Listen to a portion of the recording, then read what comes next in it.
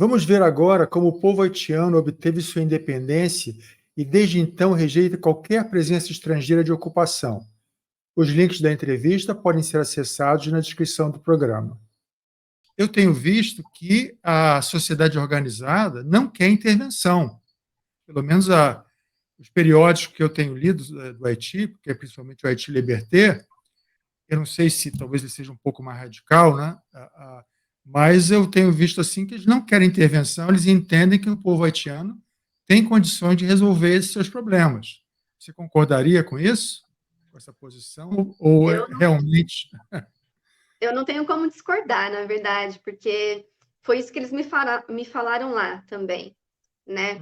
É muito interessante, eu vou voltar um pouco nessa história, porque para se instalar uma operação de paz, tem que ter uma ameaça internacional, né? O país tem que constituir uma ameaça internacional.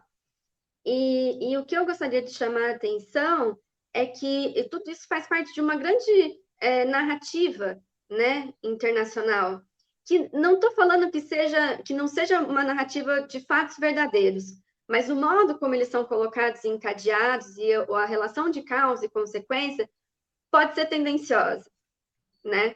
Porque de nenhum ponto de vista possível, nada do que eu ouvi, nada do que eu li apontava para uma guerra civil no Haiti ou para um conflito de gangue que pudesse ter algum tipo de ameaça, que pudesse causar algum tipo de ameaça internacional.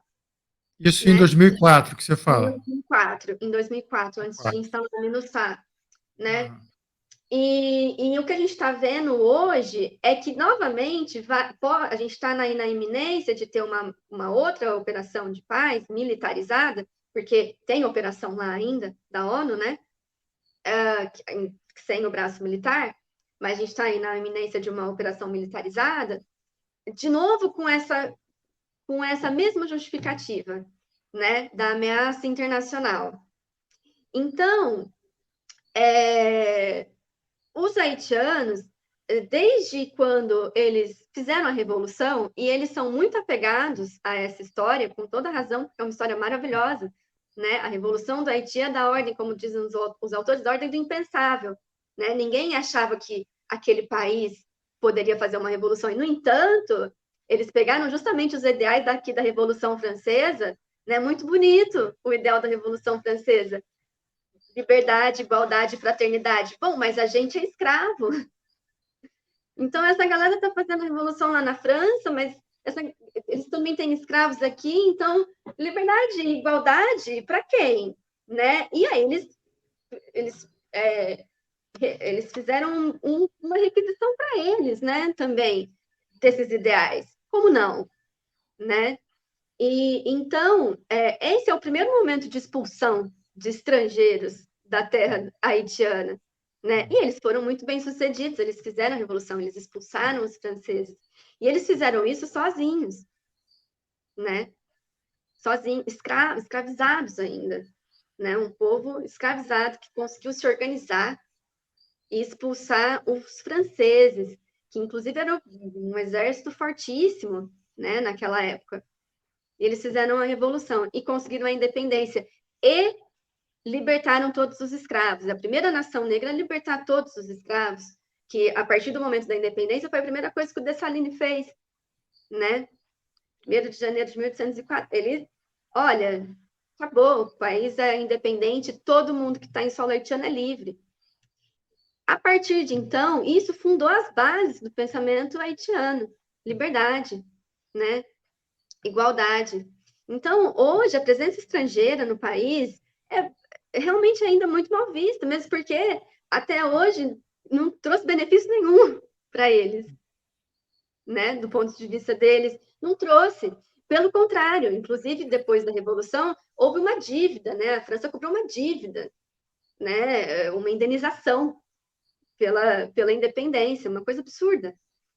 E que a gente até pode falar um pouco mais disso depois, enfim, não quero me alongar. Eu vou te perguntar algo sobre essa dívida mais tarde aí, eu vou tocar nesse assunto.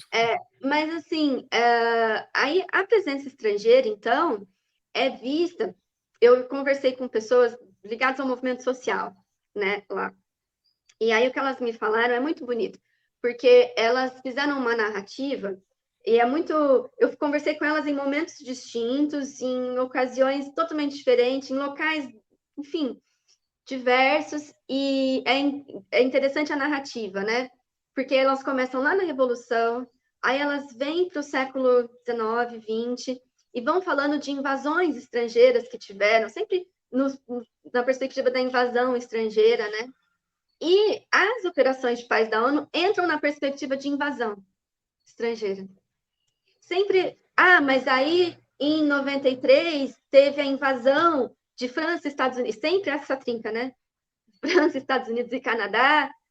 Foi a primeira eleição do Aristide, né? Lá na década de 90, ele já tinha sido retirado uma vez. Aí teve, né, essa segunda invasão, agora em 2004, né? De novo, França, Estados Unidos e Canadá, né? Que um pouco foi uma força interina antes da MINUSTAH. Então, assim, eles sempre colocam isso na linguagem da invasão, né? E eles sempre me lembram que a Constituição haitiana de 1987, ela é muito clara em proibir soldados estrangeiros armados no país. E que a operação de paz, então, iria ferir o princípio da soberania haitiana. Porém, a ONU, ela fala que a convite do Haiti, a gente atua. Mas um presidente interino, né, ele se vê obrigado a realmente a pedir uma força, né, ou a solicitar, ou a sugerir que precisa, né, mesmo porque as pessoas já estão lá, é só uma proforma, né, fazer isso a convite do presidente, justamente para dizer que está respeitando esse princípio da soberania, o que não é bem assim, né? Depois a gente vai ver, inclusive, essa questão da legitimidade, né, de quem pede, né? Porque uma coisa é um presidente eleito fazer um pedido, outra coisa é um presidente cuja legitimidade pode ser colocada em dúvida.